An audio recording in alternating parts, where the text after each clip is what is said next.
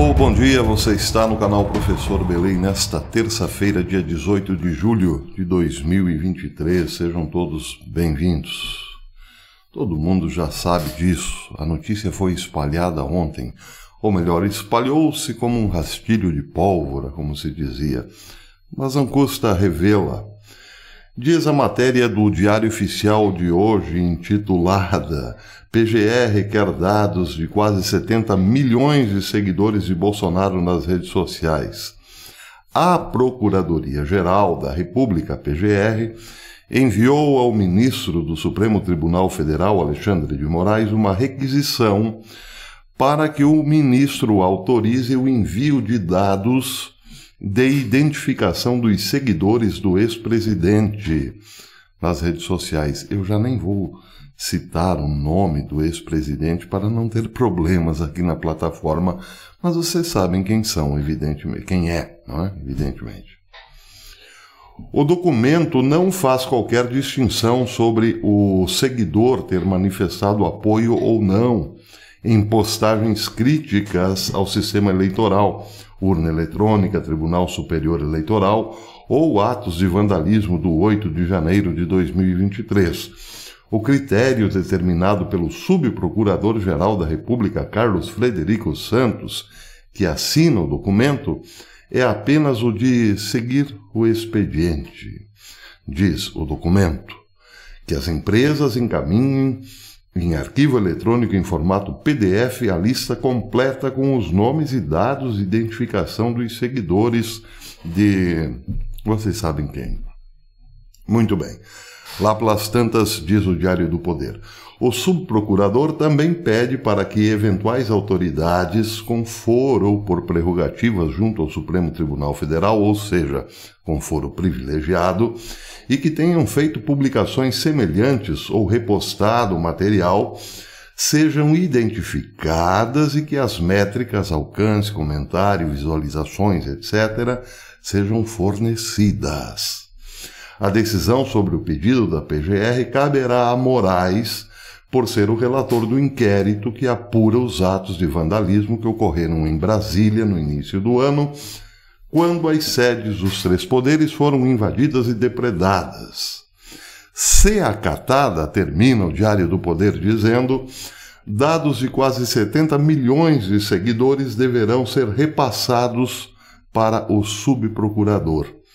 O ex-presidente conta com 25 milhões de seguidores no Instagram, 11,4 milhões no Twitter, 15 milhões no Facebook, 6,47 milhões no YouTube e 5 milhões e meio no TikTok e outros 426 mil no LinkedIn.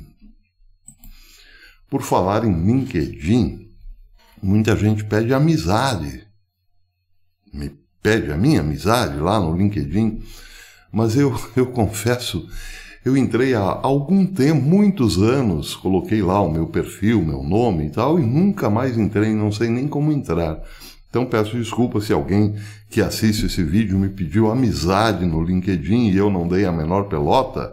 Perdão, não é voluntário, não é porque eu não gosto de quem pediu amizade, é porque eu realmente não sei entrar, nunca entrei uma única vez, deixei lá a minha foto de perfil ou semi-perfil e nunca mais voltei. E pretendo também não voltar, desculpem, é uma determinação pessoal. Muito bem, agora vejam que interessante, isso no Brasil, não é ontem, no Brasil. Agora vejam que interessante o que aconteceu ontem nos Estados Unidos. Matéria publicada pela Breitbart News.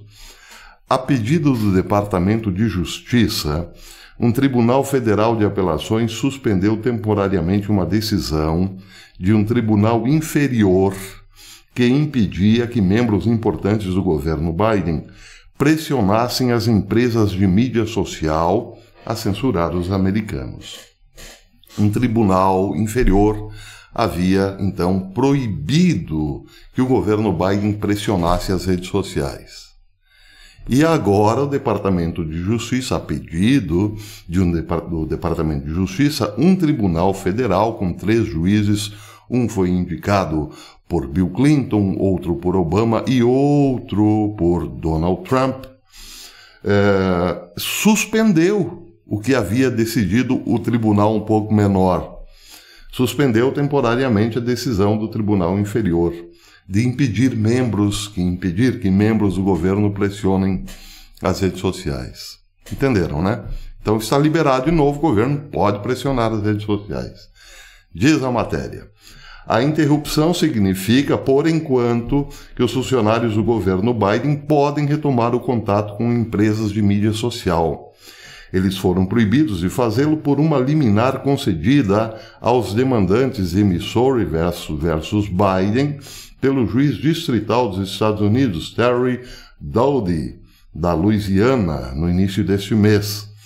A decisão do juiz Doughty declarou que os funcionários do governo não podiam entrar em contato com plataformas de rede social, de mídia social, com o objetivo de instar, encorajar, pressionar ou induzir de qualquer maneira a remoção, exclusão, supressão ou redução de conteúdo contendo liberdade de expressão protegida, postada.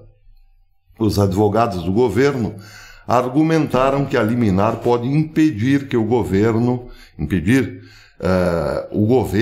de envolver-se em uma vasta gama de conduta legal e responsável, inclusive falar sobre assuntos de interesse público e trabalhar com empresas de mídia social em iniciativas para evitar danos gravíssimos ao povo americano e ao nosso processo democrático. Entenderam, né? Pois é, tudo em nome da velha e boa democracia. É porque lá muita gente, não sei por que razão, critica o processo eleitoral do último pleito, o sistema eleitoral como um todo, etc.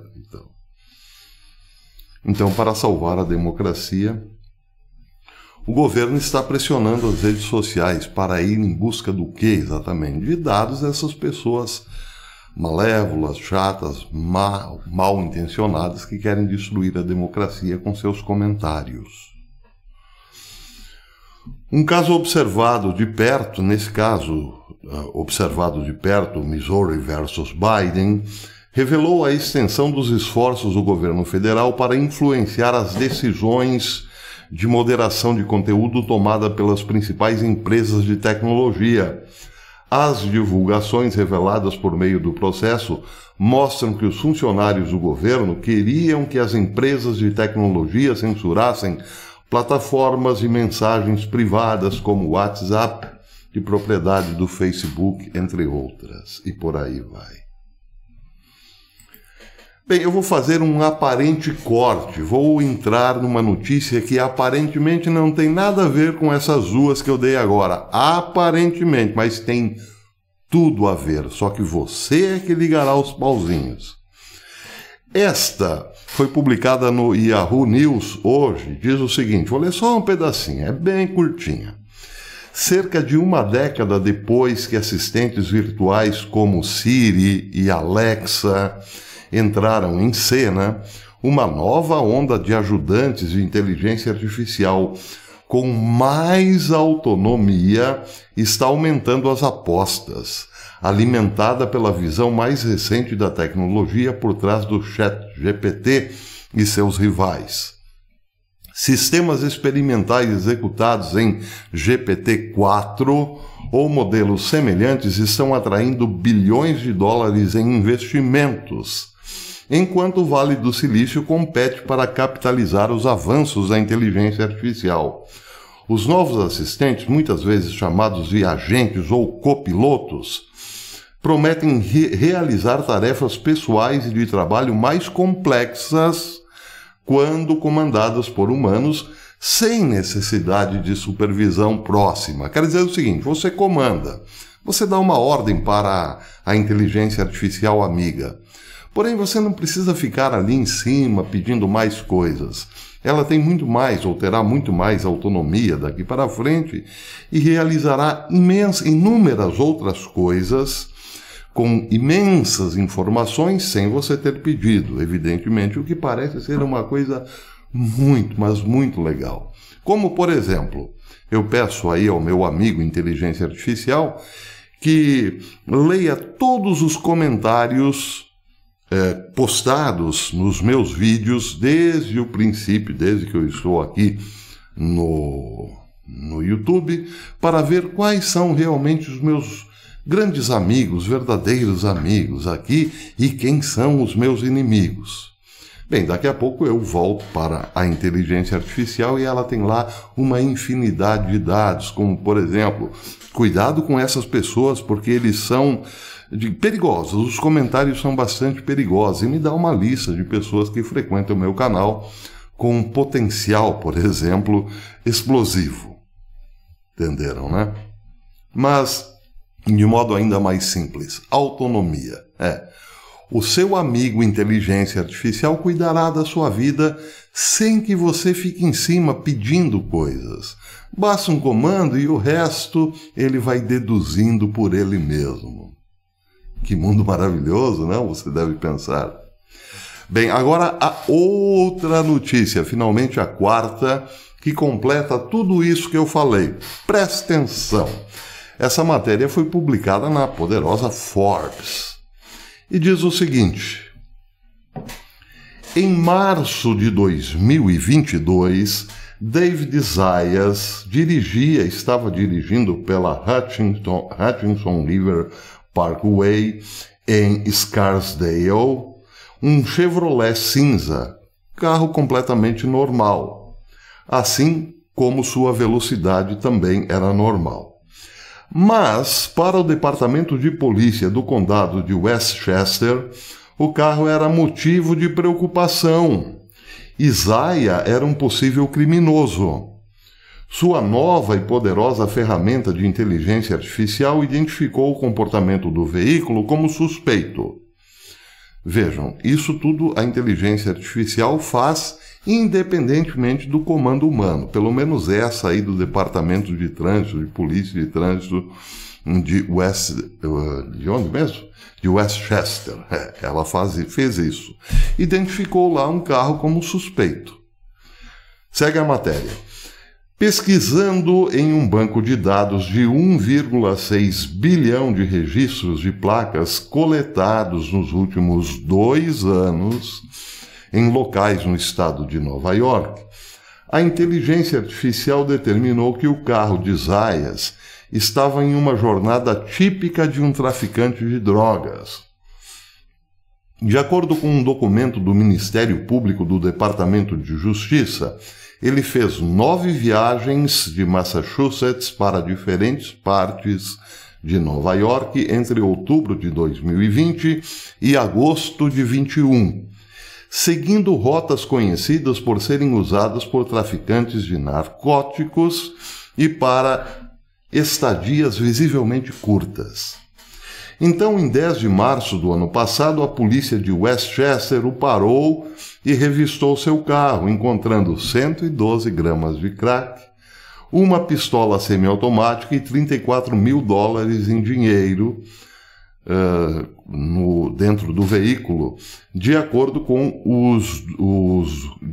de acordo com documentos do tribunal. Desculpem, a tradução aqui está complicada. Um ano depois, Zayas declarou-se culpado de uma acusação de tráfico de drogas. O caso não relatado anteriormente é uma janela para a evolução do policiamento com inteligência artificial e um prenúncio das questões constitucionais que inevitavelmente o acompanharão. Normalmente, a tecnologia de reconhecimento automático de placas de veículos, a LPR, é usada para procurar placas ligadas a crimes específicos.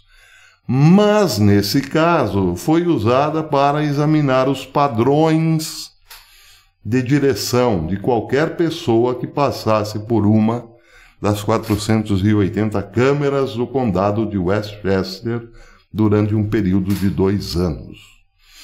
O advogado de Zayas, Ben Gold, contestou as evidências coletadas por inteligência artificial contra seu cliente, denunciando-as como vigilância de arrasto. Bem, lá para o final da matéria, lê-se o seguinte. Muito bem, a matéria é longa, né?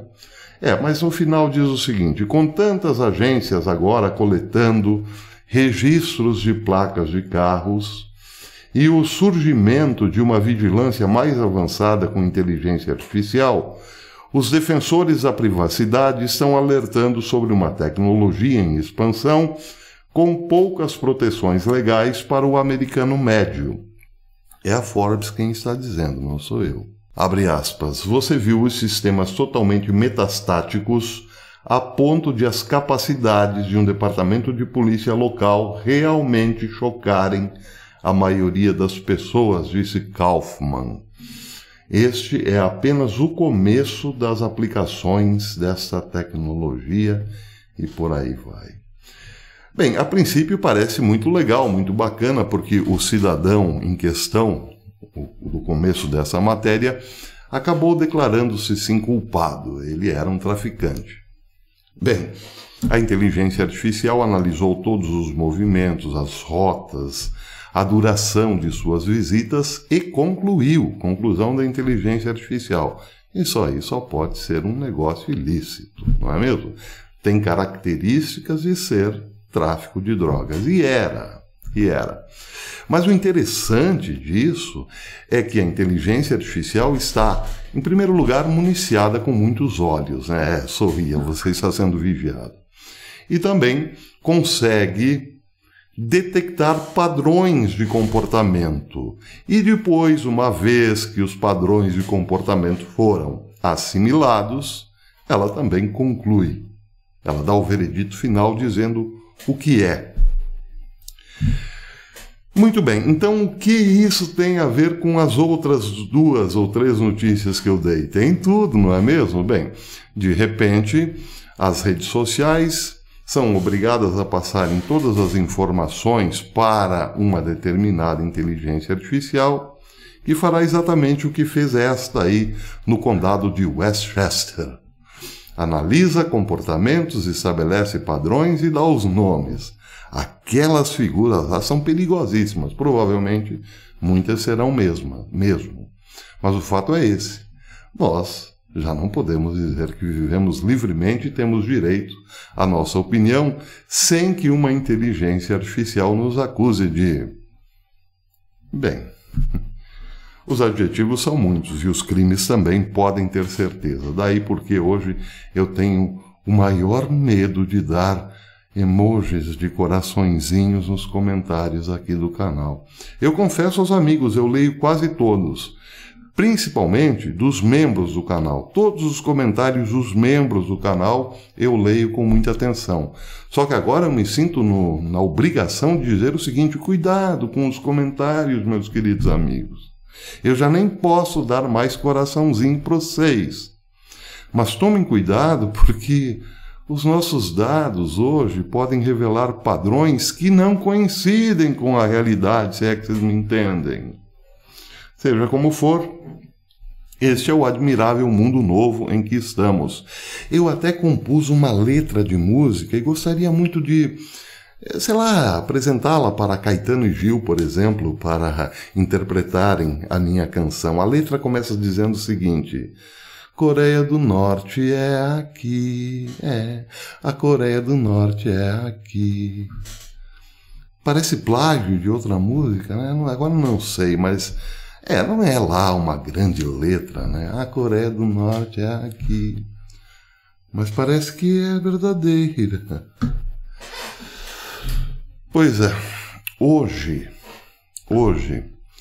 este canal, este vídeo não será visto por um querido amigo que normalmente não perdia um vídeo e sempre deixava o seu like. Meu querido amigo Wilson, hoje não verá esse vídeo. E se vir, claro, não deixará o seu like, porque ele já não está entre nós. Eu havia falado dele há alguns dias, ele tinha sido internado, estava em estado grave e ontem faleceu, meu amigo Wilson, lá de Concórdia.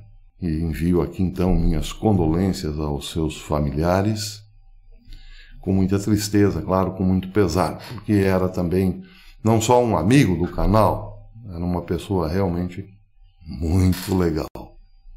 Certamente Deus o acolherá, já o acolheu em seus braços.